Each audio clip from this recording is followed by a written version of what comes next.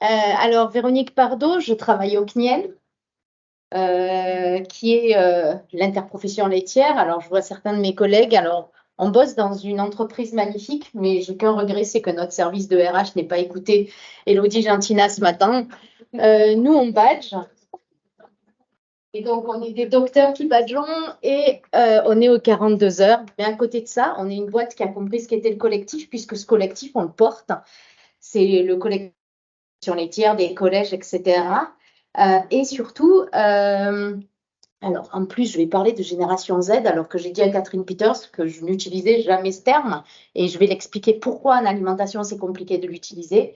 Et on a énormément de collègues qui sont dans cette génération-là, et ça se passe plutôt bien, même si j'ai retrouvé dans ce que Élodie a dit, et je vois certains collègues qui réagissent, des choses que effectivement on devrait entendre à notre niveau aussi.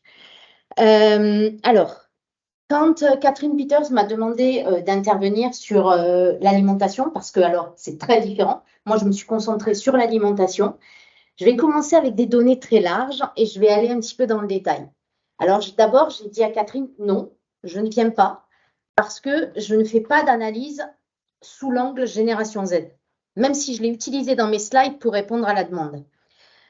Pourquoi je ne fais pas d'analyse sous cet angle-là? Alors, d'abord, qui je suis? Je suis anthropologue. Certains d'entre vous m'ont déjà entendu au sein de l'ISCL. Je suis anthropologue prospective du CNIEL, donc de l'interprofession laitière. Et en tant qu'anthropologue, je suis un petit peu, je ne sais pas si c'est un métier ou une passion, ou du moins il s'est construit comme ça. Je travaille au sein du CNIEL, mais aussi en passerelle avec des chercheurs, avec les universités, etc. J'ai des doctorants. Donc, en fait, c'est quelque chose un peu à l'interface de plein de monde. Et ce que j'ai dit à Catherine, c'est que justement, cette année, dans le cadre du CNIEL et au sein du pôle prospective, pour deux gros outils sur lesquels on travaille, qui sont un baromètre image de la filière qui est mené depuis 2010 et d'autres études autour de la confiance, etc. On a essayé de trouver d'autres grilles d'analyse que le simple socio-démo, parce qu'on s'est dit, l'âge ne signifie pas tout. Être d'une génération, justement, n'explique pas tout. Du coup, j'étais un petit peu en porte-à-faux avec le thème de la journée, mais vous allez voir. Alors, je vais aller sur des grandes généralités en utilisant le terme génération Z, mais je vais aussi aller dans des détails. Pourquoi?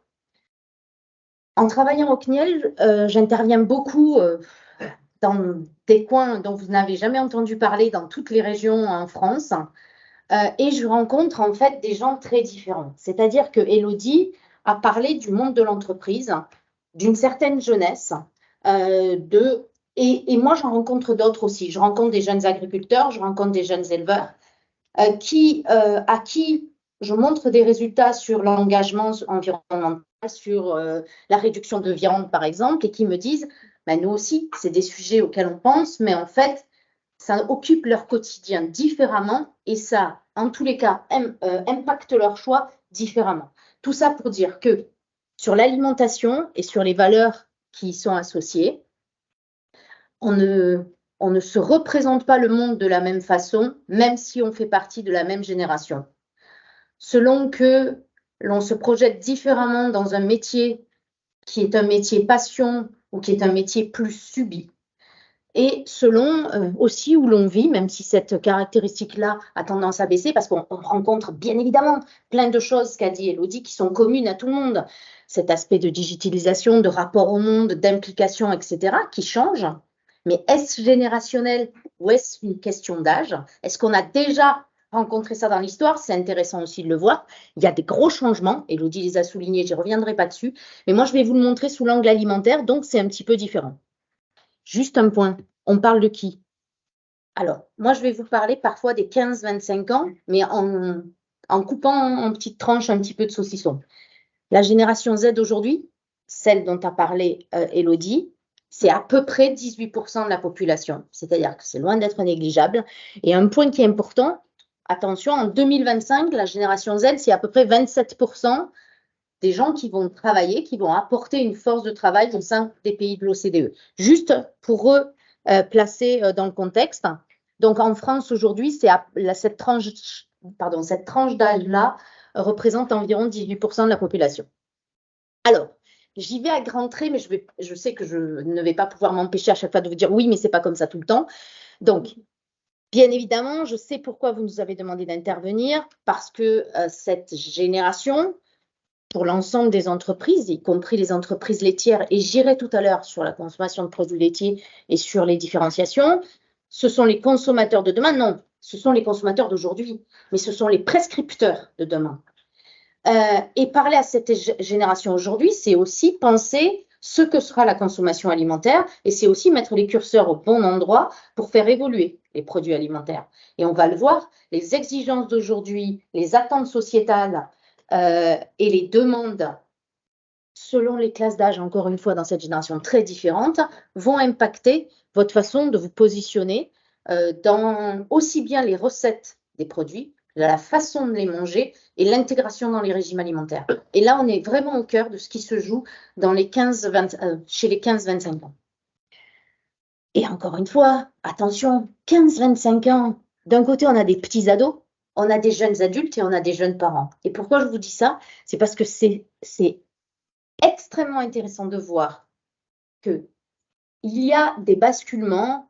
Vous allez voir, j'ai mis des données sur les 15-18 ans et on va voir on voit l'autonomisation, on voit le changement de foyer, mais aussi en termes de budget alimentaire, parce que ça, c'est quelque chose dont on va parler. Et on voit aussi l'arrivée du premier enfant, parce que 15-25 ans, il y a des jeunes qui, à 25 ans, deviennent parents. Et quand on devient parent, il y a quelque chose qui, sur les chiffres de consommation alimentaire, et là, je parle de chiffres, alors qu'en tant qu'anthropologue, je travaille beaucoup avec plutôt du qualitatif, on voit un basculement. Et c'est très amusant de voir, même, je vous citerai du verbatim tout à l'heure, chez les plus, et j'aime pas ce terme, mais vous allez comprendre pourquoi, je vais vous parler d'un projet sur les ados, chez des jeunes générations qui pourraient apparaître avec un régime alimentaire structuré, quand on leur demande de se projeter quand ils seront parents, ils nous disent « Ah mais oui, oui, non, mais là je ferai plutôt ce qu'on m'a appris ». Et donc en fait, il y a, et on le voit dans les types de consommation, produits laitiers, viande, fruits et légumes, etc., on voit un basculement au premier enfant et un changement du comportement alimentaire dans les foyers. Donc ça, c'est assez étonnant. Donc, vous le voyez, en fait, on parle de gens très différents. On parle de gens qui, certains, à 15 ans, dorment encore avec un doudou, mais par contre, maîtrisent effectivement parfaitement tous les outils digitaux, jusqu'à des gens qui deviennent jeunes parents. Donc, forcément, le rapport à l'alimentation, il est différent. Et puis, il y en a un très prosaïque. Il y en a certains, c'est les parents qui prescrivent, c'est les parents qui payent l'alimentation. Et il y en a d'autres, ils sont déjà installés et c'est eux qui choisissent et qui choisissent en fait leurs achats alimentaires. Et donc, du coup, on ne parle pas de la même chose. Je reparlerai aussi du fait que c'est une génération qui a quand même été touchée par des crises incroyables. Hein. Le confinement, c'est extrêmement énorme et structurant pour les 15-25 ans. Les 15 ans, ils avaient 12 ans, c'était des enfants, ils rentraient au collège. Il s'est passé quelque chose d'assez incroyable pour eux. Les étudiants, moi j'encadre des doctorants, pour certains ça a été la catastrophe, confinés dans des petits studios de 9 mètres carrés, avoir personne, c'était juste invivable.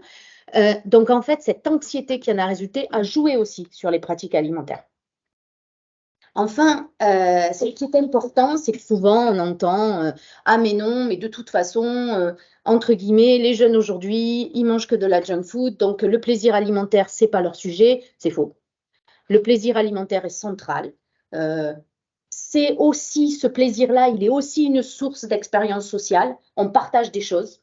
C'est pas parce qu'on ne mange pas tout à fait la même chose qu'on ne partage pas. Donc ça veut dire que commensalité, convivialité, des sociologues comme Claude Fischler, etc., expliquent que le modèle alimentaire français est très centré autour des notions de convivialité, de partage et de plaisir alimentaire. C'est une génération qui est clairement là-dedans, encore et toujours. Le digital, Élodie en a beaucoup parlé, je ne reviendrai pas beaucoup dessus, si ce n'est que ça impacte énormément l'alimentation aujourd'hui. Outre les applications diverses et variées de Yuka, il y en a plein, hein, sur lesquelles on peut regarder la composition des produits, etc., à des partages de recettes, à des partages de photos. Et sur les partages de photos, d'ailleurs, on a travaillé dessus dans un projet sur les adolescents et c'est extrêmement intéressant. Qu'est-ce qu'on partage comme plat? c'est pas forcément ceux attendus d'ailleurs. Donc, bien évidemment que le digital influe cette alimentation. On parle de culture food, alors Instagram, etc. Et enfin, je vais vous parler beaucoup de la question de l'engagement. Les questions de durabilité, de provenance, d'origine. Alors, pour les nourritures d'origine animale, bien évidemment, la question du bien-être animal et le rapport à l'environnement. Là encore, il faut vraiment être prudent, c'est-à-dire qu'on n'a pas une homogénéité là-dessus. Et ensuite, on peut avoir des valeurs, on peut avoir des principes qui sont soumis, on va dire, à d'autres problématiques économiques, habitudes, culture alimentaire, etc., qui font que ces principes restent, mais on va dire qu'il y a une grosse différence entre les représentations de ce que l'on mange et ce que l'on mange et ce que l'on met dans le caddie. Des petits points, je vous l'ai dit, je vais mettre quelques généralités, après j'irai en détail. Le régime alimentaire déclaré, c'est quoi? C'est, on demande à 2000 individus de 18 ans et plus. Donc là, on est sur une étude très générale, représentative population française, mais du quanti, pas de quali. Et on leur demande s'ils se sentent plutôt omnivores, plutôt flexitariens ou plutôt végétariens, véganes, végétaliens. Alors, bien évidemment, c'est un peu gonflé parce que vegan, végétalien ou végétarien, c'est pas du tout la même chose, mais c'est pas grave, on va dire végétalisation de l'alimentation. Ce qui est intéressant, c'est que, et bien évidemment, on s'en doutait, il y a une surreprésentation de la classe d'âge 18-24 ans dans les déclarations de régime alimentaire plus végétalisé, essentiellement végétarien et vegan également. Certains se disent flexitariens, mais ce n'est pas extrêmement significatif. Là, on voit plutôt des différences sur les 25-34 ans. Et sinon, on va dire qu'aujourd'hui, 78% tous, alors, confondus, se disent omnivores, et on va dire 70% chez les 18-24 ans. C'est-à-dire qu'il y a 70% des 18-24 ans qui se déclarent omnivores. Mais regardez ce petit détail qui est quand même important. Ces données sont issues d'une étude CWAYS parce que je n'ai pas voulu, par souci absolu d'objectivité, même si c'était une étude qui était très bien faite, on a mené une étude avec le CREDOC et France Agrimaire. Donc, quand je dis on, c'est moi en fait, c'est le CNIEL et l'OCHA, l'Observatoire CNIEL des habitudes alimentaires. On a mené une étude il y a 3 ans sur le végétarisme. Le végétarisme comparé dans 4 pays européens plus la France.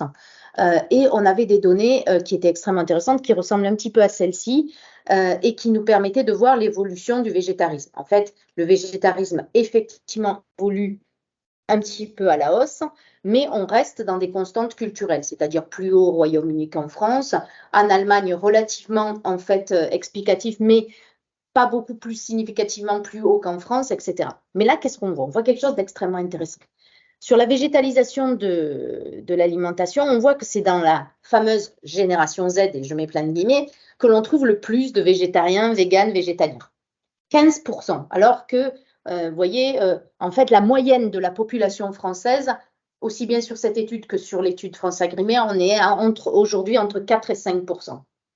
Dont 1% de véganes pour la population française globale. Ce qu'on voit, c'est extrêmement intéressant, c'est ce que je vous disais tout à l'heure. On a 15% aujourd'hui de 18-24 ans qui se déclarent végétariens. On n'en a que 6% dans les 25-34 ans. Alors, est-ce qu'on imagine qu'il y a un glissement et que générationnellement, on va reproduire ce glissement avec une baisse d'annonces de régime alimentaire particulier quand on accède plus à on va dire, à la parentalité, etc. Est-ce qu'on va vers ça ou est-ce qu'on va conserver cette constante? Ça, c'est une vraie question. C'est-à-dire, est-ce que la génération qui est aujourd'hui entre 18 et 24 ans va continuer à, disons, revendiquer un régime alimentaire végétalisé quand ils vont grandir, etc., et quand ils vont passer à d'autres modes de fonctionnement et de consommation, ou est-ce qu'on va rester sur cette forte empreinte? Alors, 2 choses intéressantes qui plaident chacune, en fait, qui vont chacune d'un côté ou l'autre de la balance. Dans l'étude France Agrimaire OCHA sur le végétarisme en Europe, on s'est aperçu qu'on pouvait se déclarer végétarien et manger de la viande. Et c'est extrêmement important à entendre parce que ce n'est pas une contradiction. Pourquoi? On peut se déclarer végétarien parce que dans son fort intérieur et en termes d'identité, on se vit comme avoir un rapport particulier à la viande et notamment aux nourritures d'origine animale, en disant ben non, nous on veut qu'il y ait moins de viande, qu'on abatte moins d'animaux, etc. Et là, on est dans le domaine de la valeur. Par contre, on n'est pas isolé. On vit dans une culture, on vit dans une société, on vit dans des familles. Et souvent, des gens déclarés végétariens mangent de la viande pendant les fêtes, quelles que soient les fêtes, que ce soit des fêtes, quel que soit le type de fête en fait.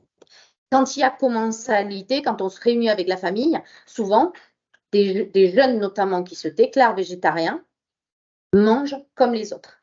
Donc en fait, le végétarisme, ce n'est pas ne pas manger de viande aujourd'hui en France. Le végétarisme, c'est se déclarer végétarien parce que ça répond à certaines valeurs auxquelles on adhère. C'est pas tout à fait la même chose. C'est pour ça que, attention, il n'y a pas contradiction quand on dira il y a plus de 18-24 ans qui se déclarent végétariens, mais c'est aussi la catégorie d'âge où la consommation de viande hachée dans les burgers est la plus élevée. C'est pas une contradiction. Parce que dans des situations de manger ensemble ou de commensalité, on peut aller manger un burger avec des copains, mais au quotidien chez soi, pas acheter de viande. Et on se dit végétarien. Donc attention aussi aux chiffres des études, parce qu'on peut les lire de façon extrêmement différente. Je voulais revenir sur un point, parce que paradoxalement, ce point-là impacte un sujet qui, je crois, vous intéresse un peu, qui sont les produits laitiers. Et pas que, bien évidemment, il impacte tout et il a beaucoup impacté nos vies et les vies des 15-25 ans particulièrement. Je reviens sur ça. La génération 18-24 ans est 2 fois plus nombreuse à être anxieuse que la moyenne de la population. C'est absolument énorme. D'accord? Et je pense que ça, il faut le regarder avant de voir le reste. C'est-à-dire qu'aujourd'hui, on a 24% de la population qui se déclarent en état d'anxiété. On en a 43% chez les 18-24 ans. C'est hyper important à voir. Idem pour la dépression, on a 17% de la population qui est médicalement en état de dépression et on a 22,4% chez les 22-24 ans. Je vous rassure, je ne vais pas vous plomber qu'avec des chiffres comme ça, parce que sinon, ça sera pas possible, on ne pourra pas finir la présentation. Mais je vais parler un peu de l'anxiété parce que ça a un lien aussi avec les consommations alimentaires. Donc, je vous donne ces données et puis on revient un petit peu en arrière. Pourquoi? Je ne vous apprends rien. Bien sûr, les confinements successifs qui, mine de rien, ont changé plein de choses dans l'alimentation, dans la façon de se nourrir, dans les modes de commensalité, on ne mangeait plus ensemble, etc., etc. Donc, on a parlé beaucoup du retour de la cuisine, etc., mais il n'y a pas que. Il y a aussi un appauvrissement nutritionnel, un appauvrissement des relations sociales. Donc, il y a eu énormément de choses. À ça, on ajoute cette éco-anxiété qui est bien plus ressentie et en tout cas exprimée chez, on va dire, alors là, très largement chez les 15-30 ans que chez le reste de la population. Bien évidemment, on est dans une génération pour qui, et attention, là aussi, je vais faire des apartés, on est au global là. C'est une population de 15-30 ans qui se dit d'abord, qui dit aux autres, oui, effectivement, vous n'avez pas fait grand-chose ou pas assez pour la planète. Nous, le changement climatique, on le vit au quotidien et c'est nous qui allons devoir résoudre quelque chose pour continuer à vivre. Et cette éco-anxiété, elle est extrêmement prégnante. Et elle est extrêmement prégnante, je dirais, que peu importe ce qu'on en fait. C'est-à-dire, peu importe si ce point-là a un impact sur son quotidien, peu importe si ce point-là a un impact sur ses engagements, la façon de manifester. Tout à l'heure, je vous donnerai un chiffre, vous verrez. Mais en tout cas, cette éco-anxiété-là, elle est présente et elle est très exprimée. Et en tout cas, tous les étudiants, moi aussi, que je rencontre, c'est quelque chose dont on discute souvent. Et cet aspect intégration, je dirais, de l'anxiété écologique, quels que soient encore ses choix, même ses choix de vote, quand on vote en tout cas, parce que c'est la génération où il y a le plus d'abstention, affaiblit aussi cette classe d'âge.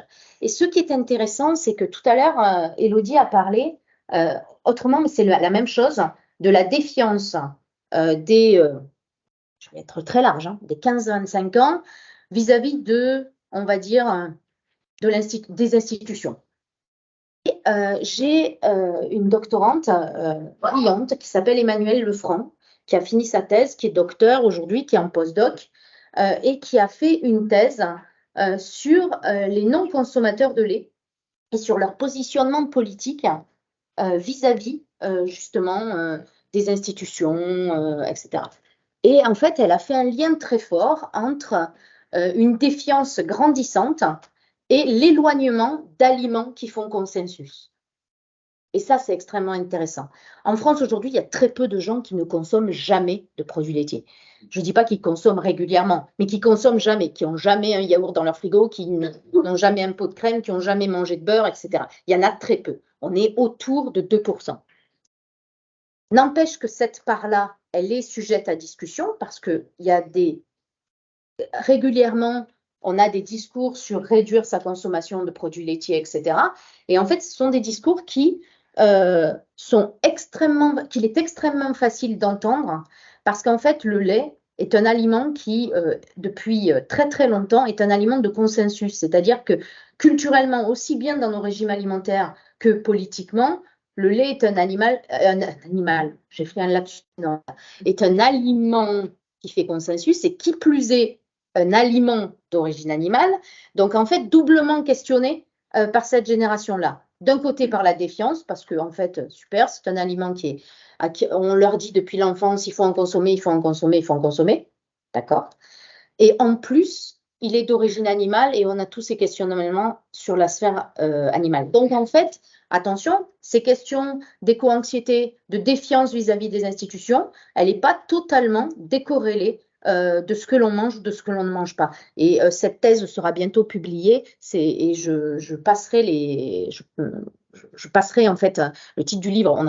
Elle n'a pas encore choisi le titre, mais elle va publier cette thèse probablement aux éditions du CNRS. Et c'est une thèse passionnante sur le lien qu'il y a entre l'engagement politique, social, et elle a interrogé énormément de gens justement entre 18 et 30 ans, et l'engagement politique, l'engagement ou le non-engagement, le désengagement politique est ce que l'on choisit pour se nourrir.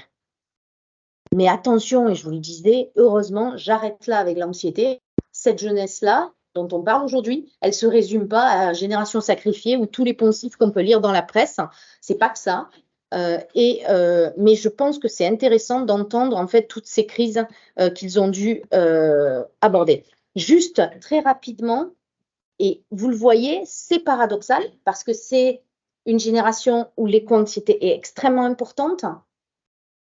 Quand on demande si à 2000 individus toujours, s'ils se sont déjà mobilisés pour certaines causes humanitaires, sociales, politiques ou environnementales, on s'aperçoit que chez les 18-24 ans, bien évidemment, sans surprise, c'est les causes environnementales qui génèrent le plus de motivation, de manifestation. Alors attention, ça signifie quoi se mobiliser? Ça peut signifier manifester, mais ça peut signifier simplement signer des pétitions, participer à des débats, parfois même entre amis, etc. Donc c'est très large. En tout cas, c'est effectivement une génération qui est particulièrement engagée sur la question environnementale, même si ça n'a pas un impact de cause à effet direct avec ce qu'ils choisissent comme produit alimentaire. Et vous le verrez parce qu'on va y arriver, parce qu'il y a aussi d'autres facteurs qui jouent et le facteur économique en est un très très fort. Je vais parler de deux choses qui sont le budget, comment on gère son budget et comment cela se passe sur cette génération que vous vouliez aborder aujourd'hui. Alors, je n'aborde pas là les 15-18 ans dont la grande majorité vivent chez leurs parents. J'aborde des générations qui s'autonomisent, qui deviennent étudiants, qui sont apprentis, qui quittent le foyer familial, etc., etc. Très, très, très intéressant. Aujourd'hui, si l'on prend les 18-24 ans, 41% donc ont assez à manger, mais pas toujours les aliments qu'ils souhaitent. 17%, c'est-à-dire à peu près 1,5 fois le total, leur arrive parfois de ne pas avoir assez à manger, mais ce que moi je retiens, c'est ce 12%-là, c'est pas rien. Attention, on est sur 12% des 18-24 ans, là, j'aurais dû le mettre d'ailleurs, C'est 2 fois le total par rapport à la moyenne générale. 2 fois plus de 18-24 ans que le reste de la population, il leur arrive souvent de ne pas avoir assez à manger. Donc ça veut dire que cette population-là, souvent en plus, c'est la population qui est absente des chiffres. Parce que, et ça c'est un sujet que l'on traite avec des gros instituts comme Ipsos, IFOP, etc., qui sont la représentativité des études. Quand on travaille sur les 18-24 ans, travailler sur tous les 18-24 ans, c'est compliqué. Parce que bien souvent, sont transparents des radars, y compris dans des gros instituts de sondage. Tous les jeunes dont je parlais tout à l'heure, que moi je rencontre parce que je suis au CNIEL et que j'ai la chance d'aller intervenir dans les régions, c'est-à-dire jeunes agriculteurs, etc., etc., il y en a très très peu et ils sont sous-représentés dans les effectifs de pas mal d'études. Et j'ai fait ce travail avec trois types d'instituts qui sont l'IFOP, Ipsos et le CREDOC. Et en fait, ces jeunes-là sont sous-représentés. Idem, les populations dites précaires sont sous-représentées dans ce qu'on appelle l'échantillon représentatif de la population française. C'est normal. C'est très compliqué de construire un échantillon représentatif. Par contre, ça veut dire qu'il faut l'avoir en tête quand on lit un chiffre. Et donc, 2 fois, donc ce chiffre-là est particulièrement important à garder en tête parce que ça signifie que c'est une tranche en fait d'âge où il y a une paupérisation plus grande et plus rapide que dans le reste de la population. Et du coup, en allant voir quelles sont leurs stratégies économiques, ce qui est très intéressant, c'est qu'une grande partie d'entre elles sont semblables à l'ensemble de la population. Hein. Bon, on descend en gamme, même si, attention, on est dans des générations qui ont un attachement très fort à la marque, mais qui a tendance à s'éroder, c'est-à-dire une marque qui déçoit, on s'en va. Et là, c'est sur ces marques-là qu'il y a le plus de demandes d'engagement, alors RSE, environnemental, etc. Donc l'engagement de la marque est fort, c'est-à-dire à la fois, ce sont des générations avec la capacité d'un fort attachement à ces marques, mais si ces marques, par exemple, sont affichées comme ne respectant pas ne respectant pas l'environnement, avec des problèmes, par exemple, je parle des produits laitiers, s'il y a des soucis qui sont remontés sur des marques qui ont des fermes qui ne respecteraient pas le bien-être animal, etc. C'est sur ces sujets-là qu'ils vont partir, en fait, changer de marque ou acheter des produits premier prix ou acheter des produits de marque distributeur. Et puis, alors, le levier très fort aussi, c'est acheter moins de produits animaux. Alors, les produits laitiers sont dans les produits animaux, mais vous allez le voir, les produits laitiers passent à travers, bien souvent. Mais en tous les cas, au moins le fromage et la viande, on baisse les achats, bien évidemment. Mais on mange moins aussi. Et ça, c'est extrêmement important. Et puis, on change, c'est-à-dire la migration des achats. C'est-à-dire qu'il n'y a pas une fidélité. Les cartes de fidélité magasin, je crois qu'il faut oublier. C'est une génération qui fait migrer ses achats en fonction des prix, de la qualité et de si ça répond à ses envies ou pas. Et donc ça, et puis, il y a autre chose, et ça, Élodie l'a dit tout à l'heure, il y a l'idée des communautés. Les communautés d'achat fonctionnent aussi pour l'alimentaire. C'est-à-dire que dans une communauté donnée, il va y avoir des petits bons tuyaux, ben là c'est moins cher, et ben on ira acheter ça là. Et donc il y a une plus grande volatilité, et ça c'est extrêmement intéressant parce que c'est des stratégies économiques qui sont renforcées. Elles existent un petit peu dans la population générale, mais elles sont plus dans ces tranches d'âge-là. Je vais passer sur ça parce que je sais qu'il faut que j'aille plus vite. Je vais vous parler à partir de plusieurs choses. De données dont on a déjà parlé, qu'on a au CNIEL, mais aussi on a mené il y a quelques années un gros projet sur les adolescents avec le CNRS et l'Université de Strasbourg et de Marseille, avec 3 labos CNRS et université. Et ce projet a consisté, donc cofinancé par l'Agence nationale de recherche, ce projet a consisté à aller voir des adolescents, mais pas seulement, c'est-à-dire à considérer que ces ados qui avaient entre 12 et 19 ans vivaient dans des familles, avaient des grands-parents, avaient des parents, et que ça impactait leur façon de manger. C'est-à-dire qu'on a discuté avec les parents, on est allé manger chez eux, et tout ça, et en fait, on a vu à peu près 2000 familles réparties donc sur ces 2 grandes régions françaises. Provençal, Côte d'Azur et Alsace, et avec des origines culturelles extrêmement différentes. Et vous le verrez, tout à l'heure, je vous citerai des verbatims. Et ce qui est intéressant qu'on a vu, c'est que d'abord, alors là, je vais vous parler de la première tranche, 15-18.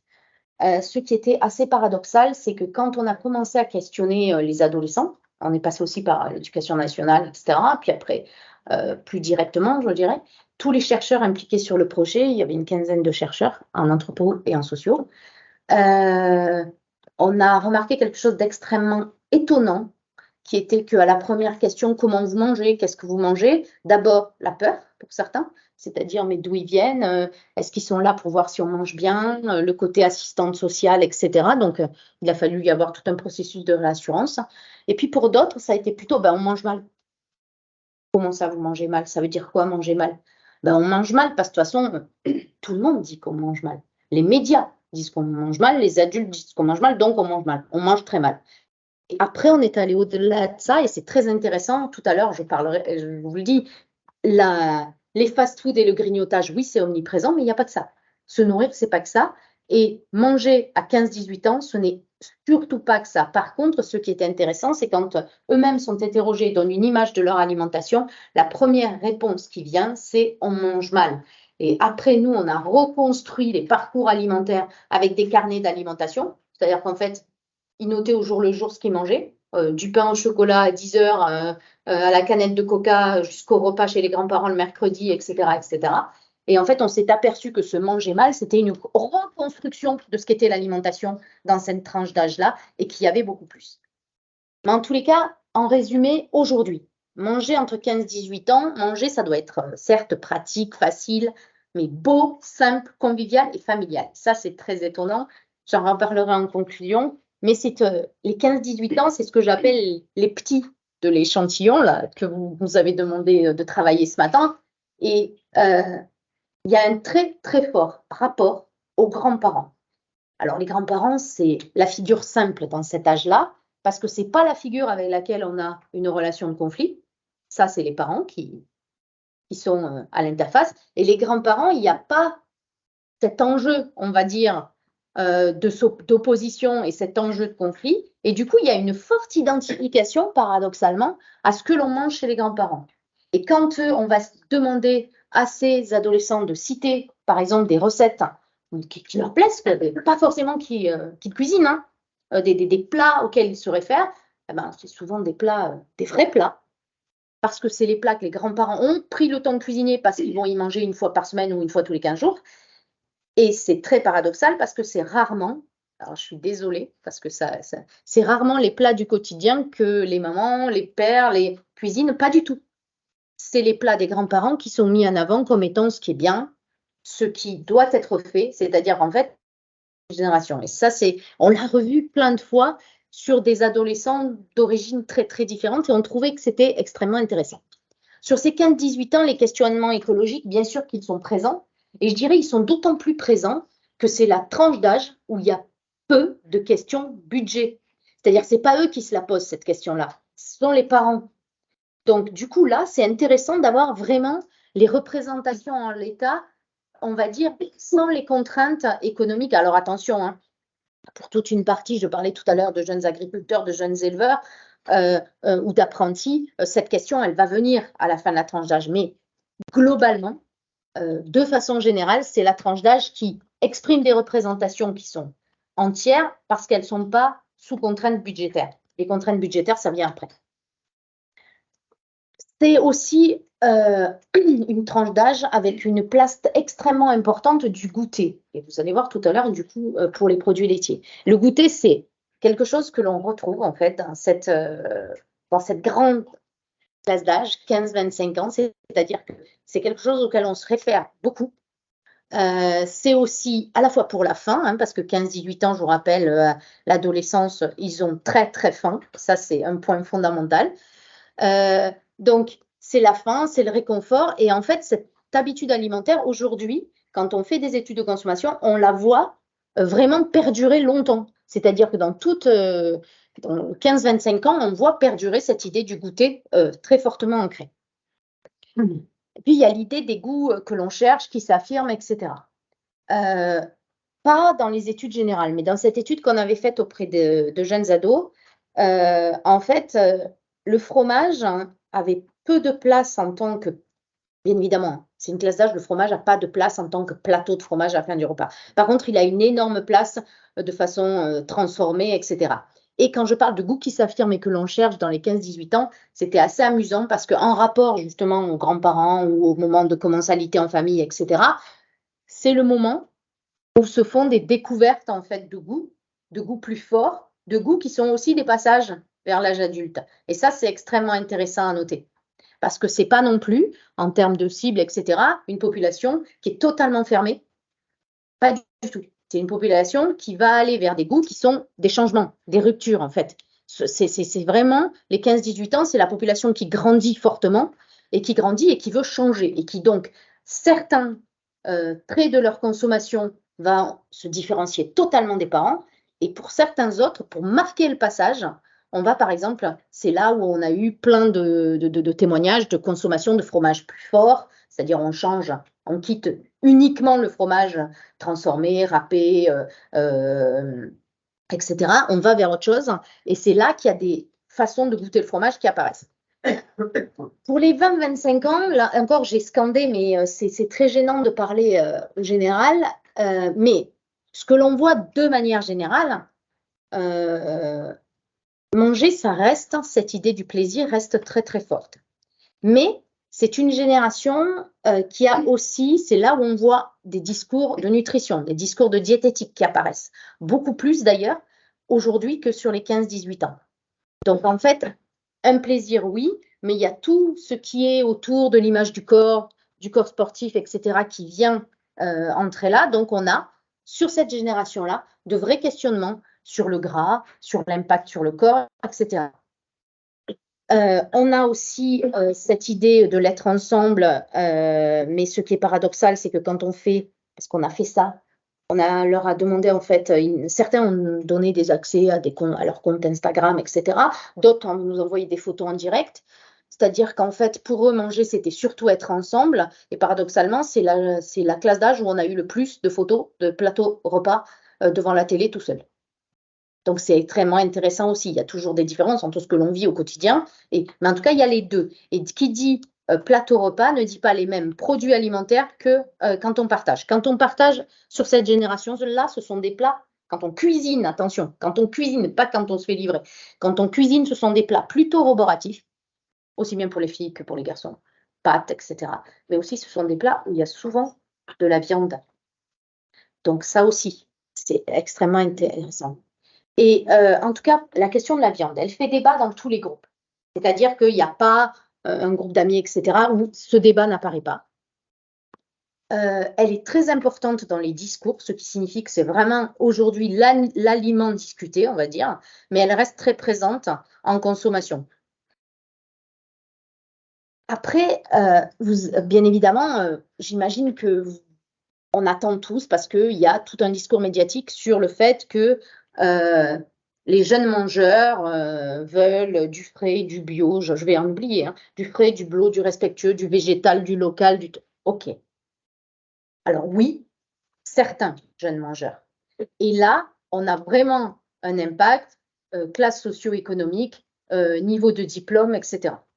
On n'est pas du tout sur une généralité. On est sur une généralité sur la conscience environnementale. On est sur une généralité sur cette espèce d'éco-anxiété latente, etc. Mais on n'est pas du tout sur une généralité dans l'intégration dans les régimes alimentaires quotidiens de produits qui respectent toutes les attentes sociétales. Hein. Là, on est sur une minorité qui, dans les pratiques, en fait, met vraiment en œuvre ces représentations. Alors, question certes budgétaire, mais aussi question d'habitude alimentaire.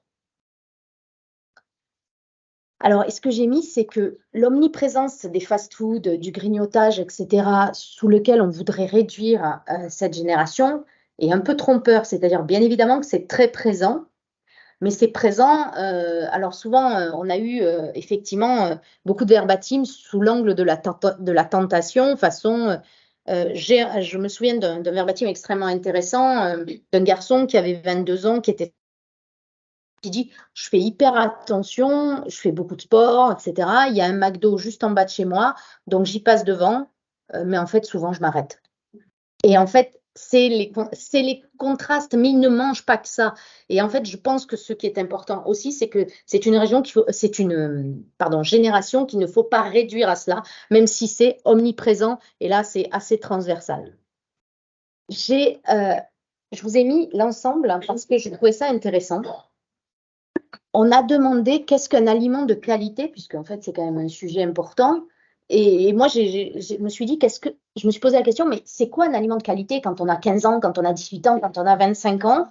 Est-ce que c'est la même chose? Parce que si on parle de génération Z, on pourrait imaginer que c'est la même chose. Non, c'est pas la même chose. C'est pas la même chose d'abord parce qu'on ne comprend pas le mot qualité de la même façon et je trouve ça extrêmement intéressant. Parce que les plus jeunes, alors on a mis l'étude cible 18-24 ans, mais je pense qu'on pourrait avoir une classe intermédiaire entre 22, 25, 30. Mais on va dire les plus jeunes de la catégorie, pour eux, dit qualité, dit aliment de luxe. C'est-à-dire aliment finalement qui ne consomment jamais. Parce que quand vous voyez apparaître le caviar comme un aliment de qualité, il y en a très très peu qui ont goûté du caviar dans cette tranche d'âge-là, d'ailleurs dans toutes les tranches d'âge. Mais pourquoi cet aliment est mis en avant? Parce que pour eux, c'est l'aliment justement inaccessible. Et pour eux, la qualité apparaît comme quelque chose de luxueux. C'est un aliment, c'est situé. On n'est pas encore du tout dans la qualité sanitaire, nutritionnelle, voire même réellement gustative. Après, on a une sorte de bascule, et c'est ce que je vous disais tout à l'heure, et apparaît après, sur les 25-34 ans, le rapport à la nutrition. Et là, les applications dont on parlait tout à l'heure ont aussi un rôle là-dedans, mais également des questionnements sur la végétalisation. On voit apparaître aliments de qualité, ce ne sont pas des aliments d'origine animale qui sortent, mais des fruits et légumes. Et cette question, bien évidemment, de l'origine, de la provenance, etc. Donc, vous voyez, en fait, on ne parle pas du tout de la même chose dans cette tranche d'âge-là, selon que l'on ait 15 ans ou 25 ans, quand l'on entend aliments de qualité. Donc, en fait, c'est extrêmement aussi compliqué de qualifier son propre comportement alimentaire parce que le vocabulaire ne signifie pas la même chose. Je fais un petit focus sur les produits laitiers chez les 15-25 ans rapidement. Alors, la chose importante, et aussi bien dans des études qualitatives que quantitatives. Les produits laitiers, c'est des produits omniprésents dans leur univers au sens large, mais ils sont invisibles dans les discours. Ça signifie quoi? Ça signifie que pour la plupart, les produits laitiers, ça va de soi, bien évidemment. Mais on ne va pas dire qu'on va... Enfin oui, on mange des yaourts, oui, on met du râpé sur les pâtes, oui, on utilise du lait, oui. Mais en fait, c'est quelque chose dont on ne parle pas, on en parle peu et on en parle peu entre soi. Donc, c'est extrêmement intéressant. C'est les produits dont je vous disais tout à l'heure, un aliment qui va de soi, un aliment qui a presque un impératif moral parce qu'il vient de tellement loin et du coup, un aliment qui est sujet à des crispations, à des rejets ou à on continue, on perpétue selon ses choix, etc. Je vous ai mis un verbatim que j'aime bien. C'est un garçon, il a 17 ans et il nous dit, donc, le contexte est le suivant, lui est en centre d'apprentissage à Strasbourg et il buvait du lait tout le temps. Et il dit, j'aimais le lait, c'est intéressant, maintenant j'imagine mal fumer ma cigarette du matin avec un verre de lait.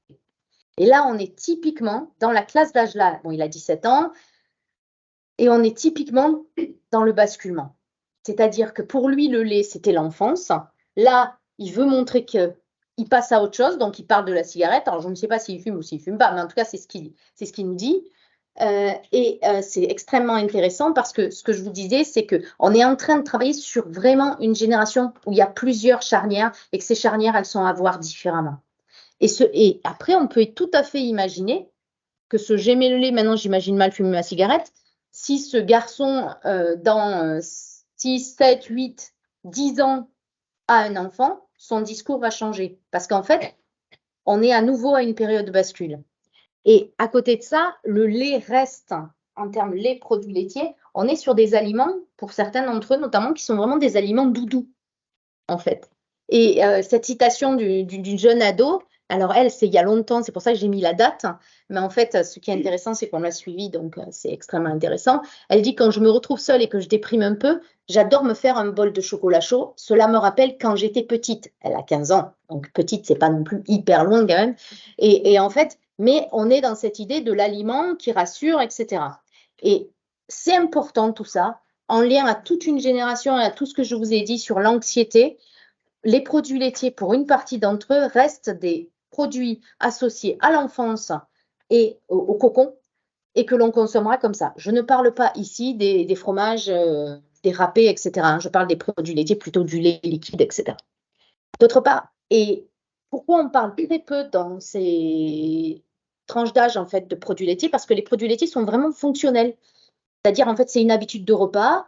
Donc, et ils sont paradoxalement peu évoqués en aliment gourmand, alors que si on se réfère au baromètre image de la filière laitière, baromètre image des produits laitiers, baromètre image des produits laitiers, y compris cette année, la dernière version, les desserts lactés, par exemple, ont une meilleure image, c'est pas étonnant, dans cette tranche d'âge-là, que dans l'ensemble de la population. Dans l'ensemble de la population, les desserts lactés sont vus comme trop sucrés, trop gras, etc.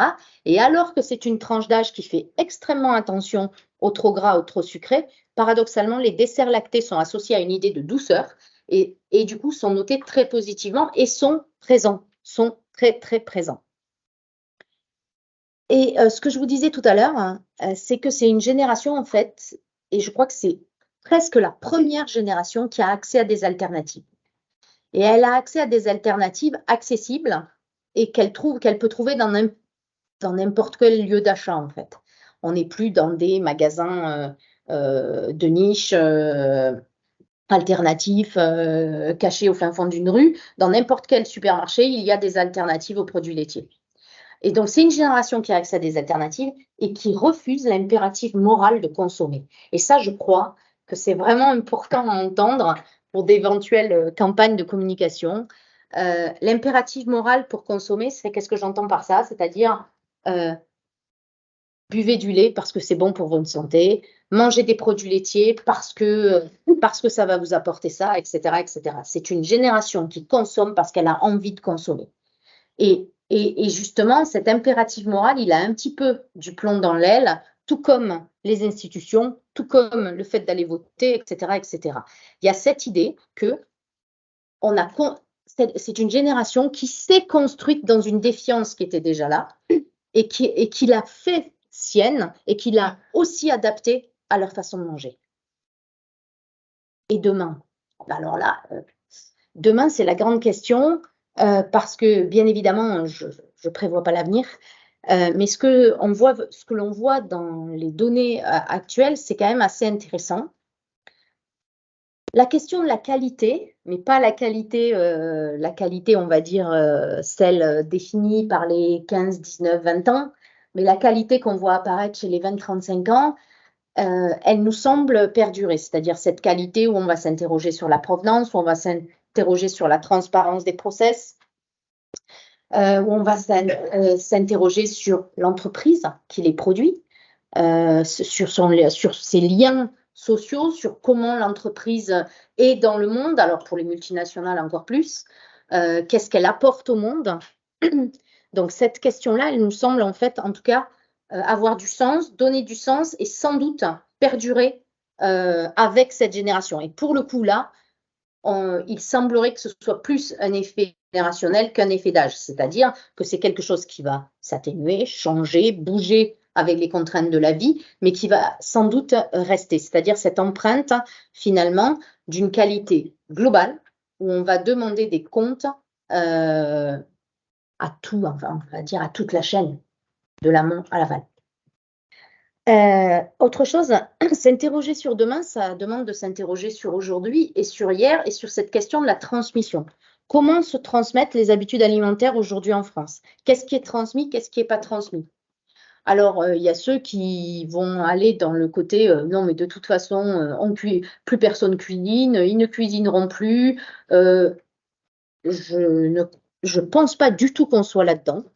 Je crois qu'en fait, il faut replacer la différence entre les nourritures périphériques et la nourriture au quotidien. ce qui est intéressant, c'est que cette génération, quand on les interroge sur ce qu'ils souhaitent transmettre de leur alimentation, ce n'est jamais, jamais les fast-foods. Ce n'est jamais la nourriture périphérique, le coup de faim. En fait, on va aller avec des copains, on va manger un burger, mais ça n'empêche qu'on mangera aussi à table. Quand ils s'expriment, là, on a pas mal de données là-dessus, sur ce qu'ils souhaitent transmettre, c'est très, très étonnant. Parce qu'ils nous disent, en fait, on va transmettre un peu de ce qu'on a reçu. Alors déjà, c'est très intéressant. On se dit donc, ils nous disent qu'ils ont reçu quelque chose en termes de comportement alimentaire, et ça, c'est extrêmement intéressant. Ils nous disent, non, non, il faut qu'on transmette certaines traditions alimentaires à nos enfants, donc y compris chez les plus jeunes. Donc ça, c'est extrêmement intéressant. Tout à l'heure, je vous parlais de la place des grands-parents. Je pense que la place des grands-parents, elle a énormément d'avenir parce que ces grands-parents-là, je dirais qu'ils rajeunissent pas en âge, mais en tout cas en capacité, etc. Et donc, les grands-parents sont de plus en plus impliqués avec des grands ados, sans, je dirais, le conflit dont on a parlé tout à l'heure, ce conflit d'autorité. Et ces grands-parents vont transmettre quelque chose de l'alimentation et vont transmettre notamment aussi la cuisine. Et ça, c'est extrêmement intéressant. Et il y a énormément, dans des facs d'ailleurs, il y en a à Strasbourg par exemple, et je ne sais plus sur quelle université parisienne il y a, des étudiants ont créé des ateliers de cuisine et il y a des étudiants qui font venir leurs grands-parents qui cuisinent avec eux. Et j'ai trouvé ça assez étonnant, mais ça existe aujourd'hui. Et c'est des choses un petit peu décentralisées. J'ai une étudiante qui actuellement fait une thèse passionnante sur la question de la transformation et de l'ultra-transformation, un aspect sociologique, et qui donc cuisine avec des étudiants de l'université qui, elle me disait, mais tu vois, c'est étonnant, il y a rarement des parents, elle leur demande de venir avec quelqu'un. Alors, soit de leur génération, soit de leur famille. Et elle me dit, en général, quand ils viennent avec quelqu'un de leur famille, c'est des grands-parents. Disponibilité, bien sûr, mais c'est intéressant parce que du coup, ça veut dire qu'il y a dans la transmission alimentaire une sorte de saut de génération qui est aussi à prendre en compte dans ce qui sera consommé. Il y a autre chose qui est tout nouveau et dont cette génération-là a une pleine conscience, c'est qu'ils envisagent tous, quel que soit le milieu culturel, etc., qu'il n'y aura plus le même accès aux produits demain. Et ça, c'est très, très clair. Et ça, c'est un vrai changement radical, hein, parce que les 30-40 ans, ni au même âge, ni aujourd'hui, n'ont la même projection au niveau alimentaire. Eux sont sûrs d'une chose, ils n'auront pas accès aux produits qu'avaient leurs parents, notamment viande et poissons, bien évidemment, mais aussi, alors ils citent tous le chocolat, parce que ça, je pense que c'est un point qui marque, et donc tous citent le cacao comme étant un des produits sur lesquels qui va devenir un produit de luxe. Donc, il y a cette idée qu'il va falloir manger différemment, parce que là, au niveau mondial, en fait, l'aspect planète va faire qu'on n'aura pas accès aux mêmes produits. Donc, je vous le disais, ça, grosse question. Autre question à horizon demain. À horizon demain, dans un premier temps, plus que les produits laitiers au niveau animal, c'est l'abattage des animaux pour se nourrir. Cette question, elle est présente, bien évidemment, chez cette génération. Elle était déjà présente avant. Elle a pris un petit peu d'ampleur. Par contre, on est encore chez des générations qui ont cette question en tête, qui la questionnent, qui critiquent, etc., mais qui n'ont pas fait totalement le saut. Je vous ai montré tout à l'heure les chiffres du végétarisme, je vous ai montré la différence entre représentation et pratique. En fait, j'attends de voir ce qui va se passer pour la prochaine génération, c'est-à-dire les enfants qui ont 10 ans aujourd'hui, dans 5 ans, 10 ans, eux auront peut-être là un switch différemment et seront peut-être, et ça sera à prendre en compte pour l'alimentation de demain vis-à-vis de la consommation de viande. Et enfin, mais je crois que ça a toujours existé, mais là, ça semble extrêmement fort. On a vraiment une alimentation aussi bien en termes de représentation que de pratique à 2 ou 3 vitesses. C'est-à-dire que il y a ce que l'on veut et ce que l'on peut manger, bien évidemment, mais pas que. En fait, la réflexivité vis-à-vis de son alimentation n'est pas quelque chose d'unanimement partagé.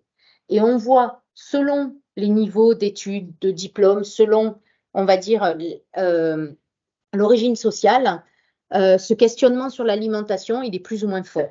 Et donc, en fait, on va voir comment ça évolue au fil du temps. Voilà.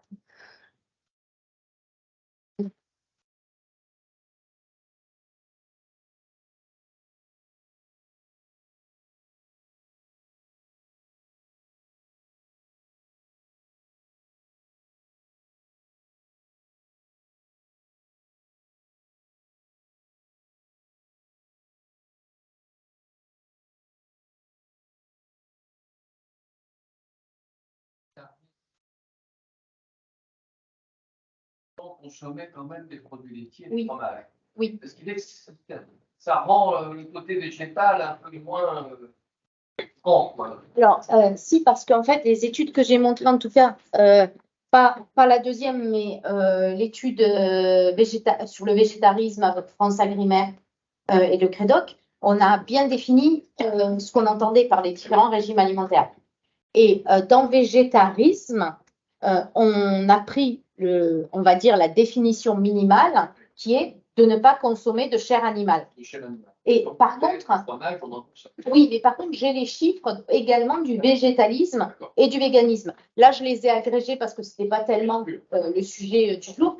Mais si vous êtes intéressé, j'ai les chiffres différenciés pour ces trois types de régimes alimentaires. Je pense que pour le public, oui. Alors, ça peut être intéressant. Oui, mais sincèrement, oui, c'est très intéressant, bien sûr, pour le public laitier, mais il n'y a pas d'énorme différence. C'est-à-dire que quand on agrège vegan, végétalien et végétarisme, la forte part, c'est du végétarisme. Aujourd'hui, en France, on est entre 4 et 5, ça dépend les mesures, 4, 5 et demi, selon les mesures de végétariens, et on est toujours, je dirais, à moins de 1% jusqu'à 1% de véganisme ou de végétalisme. Oui, mais enfin, le vegan va être beaucoup plus radical que le végétarien tel que vous le caractérisez, parce qu'il est un peu plus souple et un peu plus ouvert à une diversité alimentaire. C'est pas le même régime alimentaire. Tout à fait.